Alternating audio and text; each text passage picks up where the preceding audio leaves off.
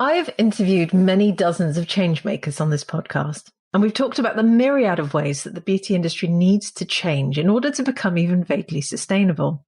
We've talked about refill schemes, we've talked about lowering consumption and production levels, we've talked about plastic and biodegradability and circularity and diversity. The list goes on and on. Go back and listen to the other 139 episodes and you'll hear it for yourself.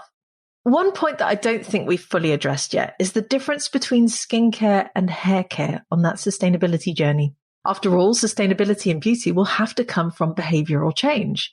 That means you and I have to change our actions when it comes to the way that we approach and use beauty products, which won't be easy, let's face it.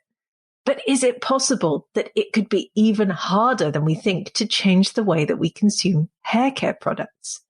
Last week here on the podcast, I recorded an interview with Suzanne Soto Davis of Bloom, in which we unpicked the less is more approach for hair care. But as I record this episode for you, there's an uprising in Iran where hideous injustices and murders are happening and women are cutting their hair in protest to express grief and anger. Then there are still countless daily examples of people being discriminated against because of their natural hair. And I sit here in a position of never having experienced any of this, but I know that there is a lot of emotion tied up in hair, and rightly so. So this week, I want to ask the rather controversial question: are we ready for sustainable change in hair care, or do we have to unpick all of the injustices around hair first?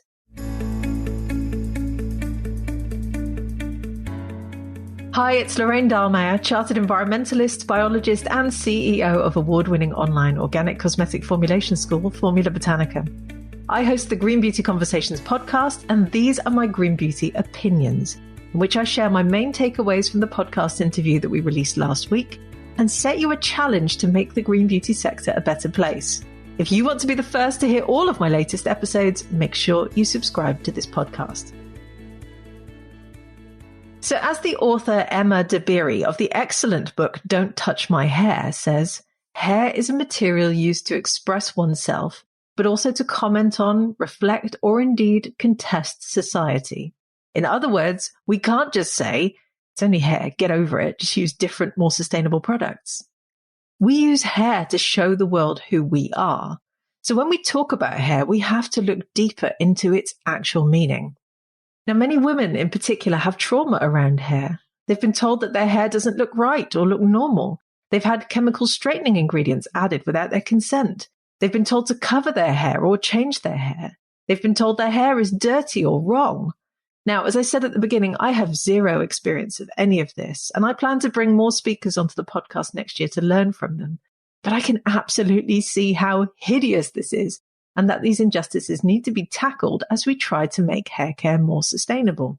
I suspect, but don't yet have any data to back this up, that brand loyalty in hair care may be higher than in skincare.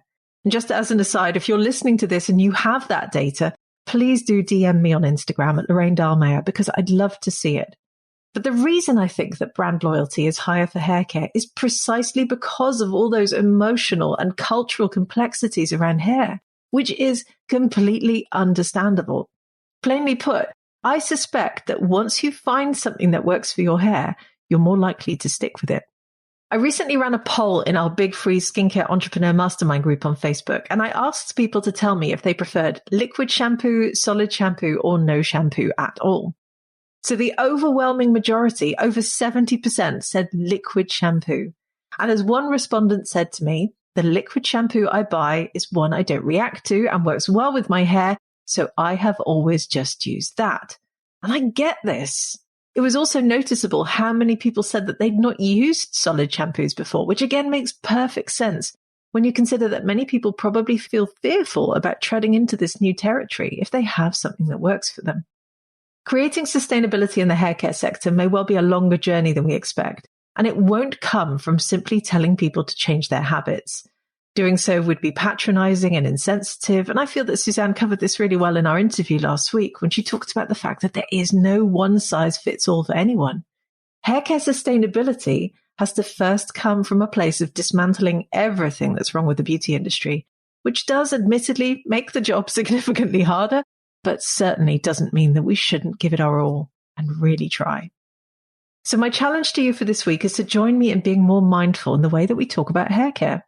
Nothing is simple when it comes to hair, and change starts with each and every one of us.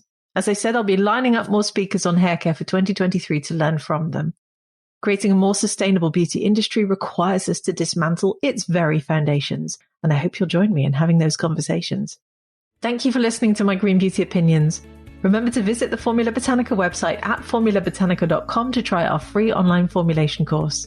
And if you haven't subscribed yet to the Green Beauty Conversations podcast, please make sure you do so now in your favorite podcast app. Leave me a 5-star review if you enjoy the conversations I host, and I'll be back soon with my next episode.